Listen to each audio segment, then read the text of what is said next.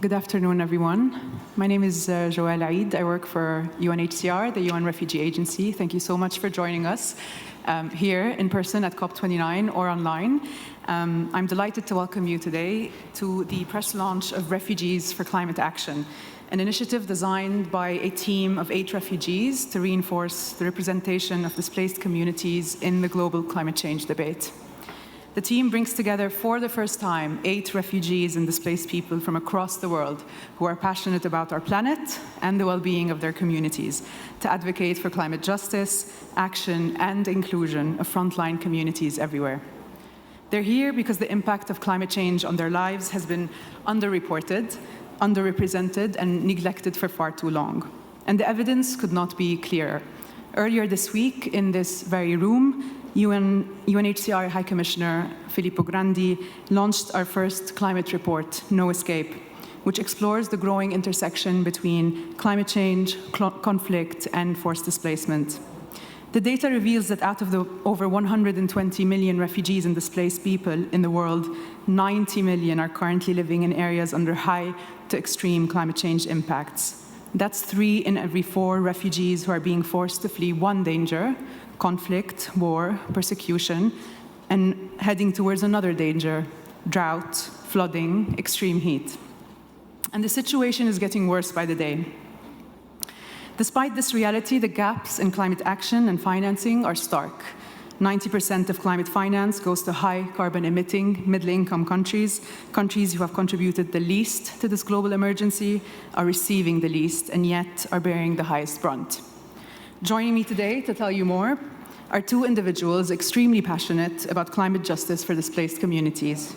We will first hear from Opira Bosco-Okot, founding member of Refugees for Climate Action. Opira is a climate activist and South Sudanese refugee living in Uganda, who uses his passion for filmmaking and public speaking to advocate on behalf of displaced communities worldwide. We will then hear from UNHCR Global Ambassador Theo James, actor, and UNHCR Goodwill Ambassador, who has been supporting UNHCR's work since 2016. He has traveled with UNHCR to Greece, France, Jordan, and most recently Mauritania, meeting with asylum seekers and refugees to help raise awareness on the critical issues refugees are facing. Opira, the floor is yours. Thank you so much. My name is Opira Bosco-Okot, and I'm a South Sudanese who spent the last 7 years in Uganda as a refugee. I have witnessed firsthand how climate change, displacement, and peace are interconnected. How you experience the climate crisis depends on who you are and where you live. The communities least responsible for carbon emissions, fragile and war-torn countries, the forced displaced, the refugees are paying the highest price. Where I come from, a refugee survives on $3 per month as food aid.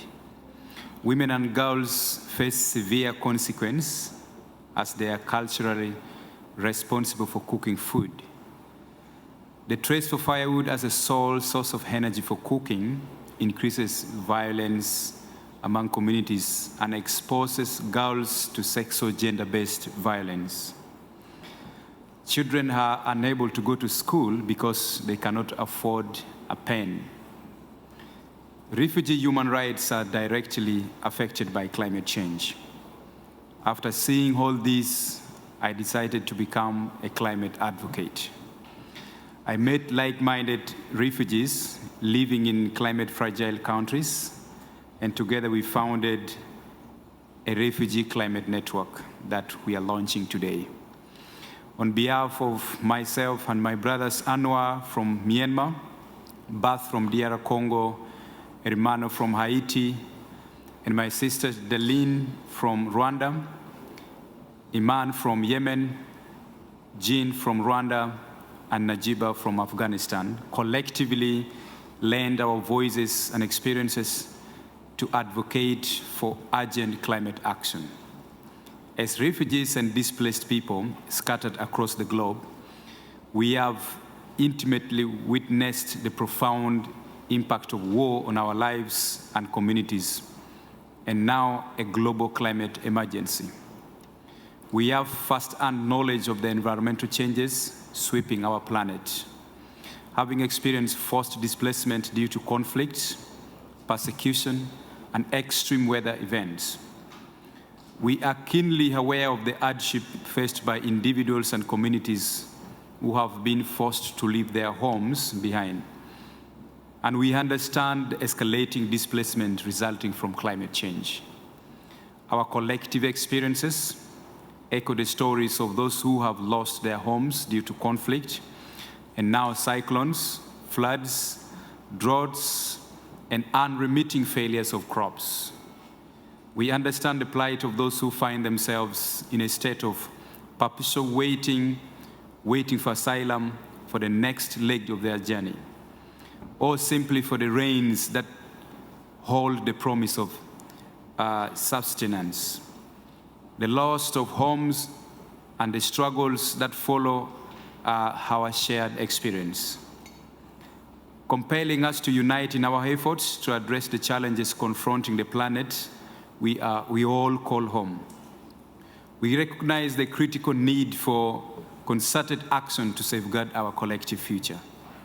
Through our combined efforts, we aim to ensure that the voices of those most affected by the impact of climate change are not only heard, but amplified. We stand committed to advocating for the voices that often go unheard and overlooked, thereby securing a seat at the table for the most vulnerable and affected populations. We affirm our commitments to working collectively for the betterment of our shared future. Our goal is to advocate for meaningful change and to address the challenges faced by displaced populations and communities worldwide. We are standing up for our planet, claiming our place at the table, not just to speak, but to advocate for climate justice. For everyone, ensure that our voices representing the most climate-impacted population are heard and heeded. We are a team of refugees and displaced people from everywhere advocating for climate justice, inclusion, and action for both people and planet. And we are taking our seats at the table. Thank you so much for listening.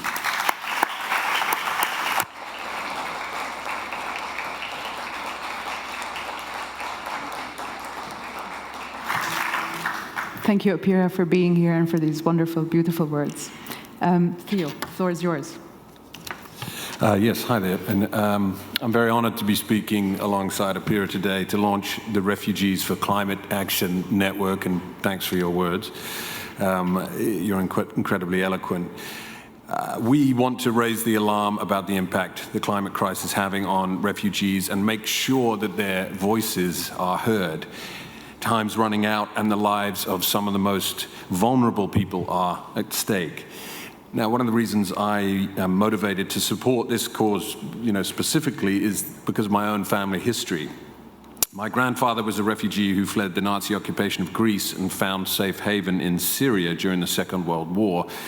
Later, he joined the UN refugee program when it was in its infancy, working as a doctor in Gothenburg, administering vaccines to displaced people of Western Europe. And I guess that showed me how short our collective memories are in terms of, when people are displaced. It was only very recently that Europeans were being forced to flee themselves.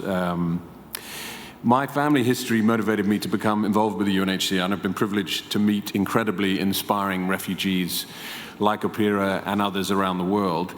And I've seen firsthand the growing injustice of the climate crisis, and the situation is, quite frankly, desperate. Last month, I traveled to Mauritania, a country almost entirely in the Sahara Desert, where climate shocks are frequent and getting more frequent. There are seasonal floods followed by crippling droughts and extreme heat. Whilst global temperatures are predicted to increase by 1.5 degrees Celsius in the next few decades, in Mauritania specifically, the temperature expected to rise by double that. And when I visited, the temperature was around 40 degrees Celsius in the morning, which already felt unbearable and frankly untenable. I met refugees in the west of Mauritania, where around 250,000 Malians are being hosted in 70 villages and the UNHCR Mbera camp. They told me about how life was becoming completely untenable in the desert, and they asked me to personally, from them, urge world leaders at COP to take action. And they're the best people to do so because they are being affected on the ground themselves. One of the people I met was Mariama, who had to flee her home in Mali because of the fighting that had ripped through the country. She told me that the dry season had extended from 3 to 9 months of the year, and she'd seen that happen in the last 5 years, leaving the wells empty, parents frantic about how their children are going to survive. And I asked her what she wanted to say to people here at COP. And she said, tell them we're thirsty. Tell them we don't have enough water for ourselves and our children, our cattle, and our vegetables. We cannot survive without water. I also met a 70-year-old man called Momo, very impressive man in Mbera refugee camp who had once worked as a physics professor in Mali, but was no longer able to because of the conflict that had broken out. And he felt a deep emotional connection with the environment. He keenly felt that the need to protect biodiversity as a refugee. He told me poetically that the forests speak a lot, even if they're mute. The world must understand that trees are suffering and that the trees are crying out.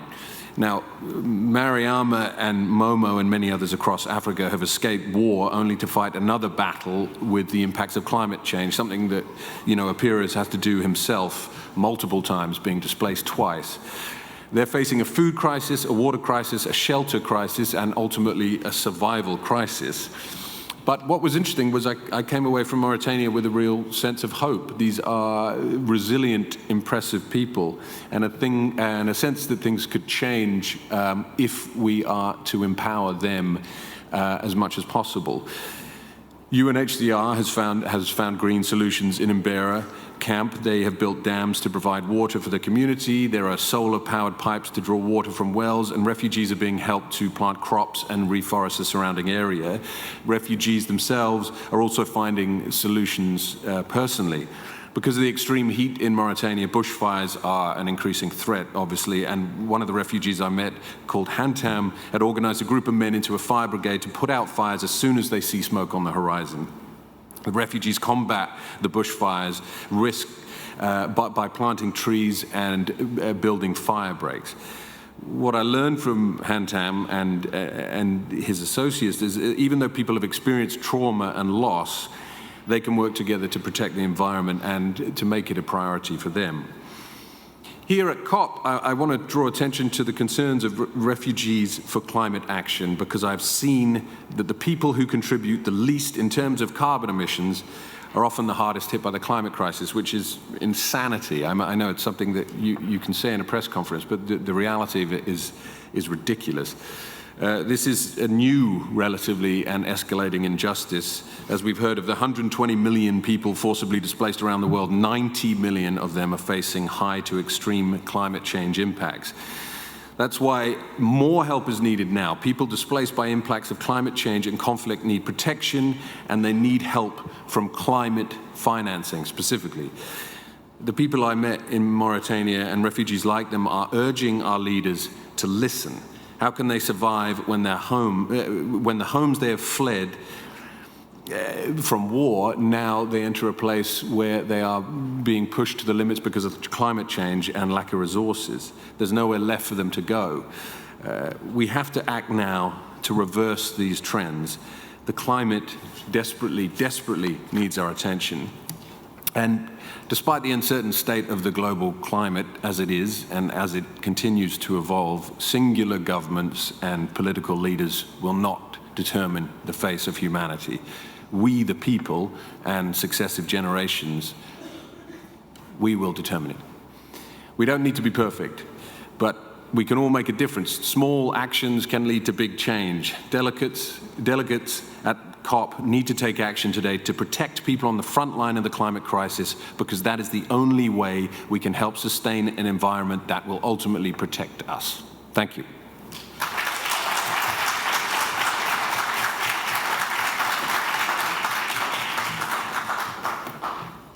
Thank you, Goodwill Ambassador. We will now open the floor for questions.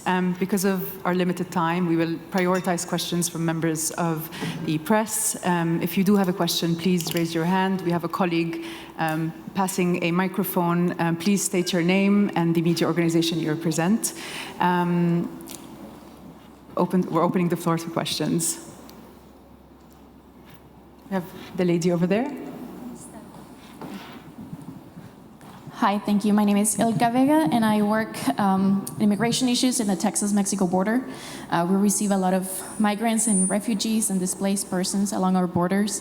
And I just want to thank you for the work that you're doing, because it's very important that we hear directly from those impacted, and those voices are often lacked, not only because of legal barriers, but also social barriers that exist, as well as the fear of being persecuted or discriminalized, or action that could be taken against if people are opening up. So this forum is like an incredible opportunity.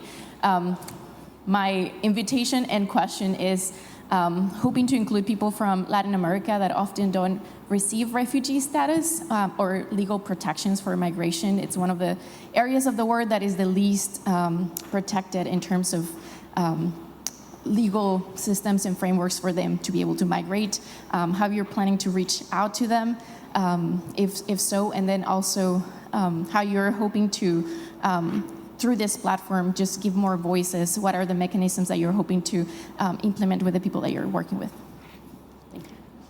Perhaps I'll interject to say I would invite everybody to check out the body of evidence, 60-page of evidence that we've collected from all corners of the world, including Latin America. And I think you'll see the calls to action at the end of the report, which calls on the protection of all displaced communities as a result of a multiplicity of factors, including conflict, war, persecution, and now climate change. I would invite you to read the report. And I think, the evidence speaks for itself. Hermano is a member of the Refugees for Climate Action. He's an agronomist from Haiti, based in Belém, Brazil, who will host COP30 next year. And so I invite you to follow the work they're doing. They're exactly doing what you're hoping will happen, is call for the protection of the communities everywhere, Latin America and everywhere. Thank you so much for your question. Any other questions? Gentleman over there.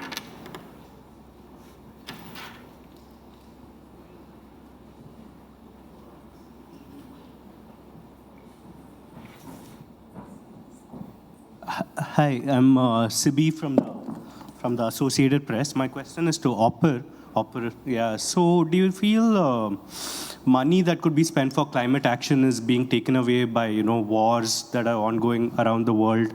Some estimates say $2.4 trillion is being spent on defense around the world nowadays. So, do you feel that money can be better used for climate change, and we are at a finance co-op where people are trying to find the money? Thanks. I think, Pierre, you'll be able to speak on kind of what needs do you need as communities, as displaced communities. We've spoken about the stark gaps in climate financing not reaching these communities, and I think perhaps you're able to explain to the gentleman, kind of, as displaced communities, why do you need climate finance to reach you? Yeah.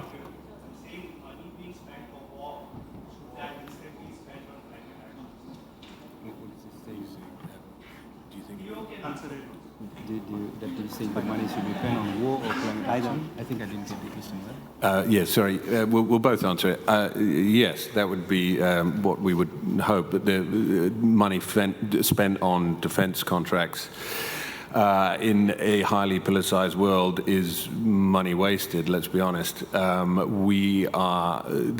guess we are looking to engage the Loss and Damage Fund, and we feel like after the research that UNHCR did with 12 other research groups to link climate change directly with displaced people. We feel like refugees should be part of the Loss and Damage Fund because they are on the front lines of it. But yes, of course, going back to your question about use of money on defense, yeah, that's exacerbating the problem. I mean, war drives, displaced people into areas which cannot sustain them because they are at the forefront of, a climate crisis. I think I got your question well now. Because if you see, mainly the cost of war and violence, you find sometimes somehow the government is involved. And then the people at the forefront continue to suffer, whether they're within the country or they have been displaced. So when we talk about climate financing, it's actually supporting the people who are at the forefront, which is mainly even the people that are displaced already. There can be some diplomatic way of eradicating war without actually spending on defense. But that's a possibility. But then I think there is no alternative for displaced people who are suffering from climate change. We must support them financially. Only diplomatic relations or talking cannot solve that without allocating funds. So we are here at the COP to talk about whether the fund is small or we are still raising for more. We have to locate the ones we have to actually support the crisis which is ongoing. Because this climate crisis is actually causing death of people by the day. So we cannot wait whether the money is small or we are still advocating for more. We need to put the one we have to continue responding to the crisis that we are facing. Thank you. Hi, thank you. I'm Melina Walling, also with the Associated Press. My question is about star power, and we're talking about financing. So I'm wondering if you have a message for, the power of celebrity, and maybe to other celebrities about, how they can channel financing into this problem as well. Oh, star power. I don't know if I have any of that, but I think my job is to amplify, that's singularly my job, is to amplify people's voices like Apira. I think that's the most we can do.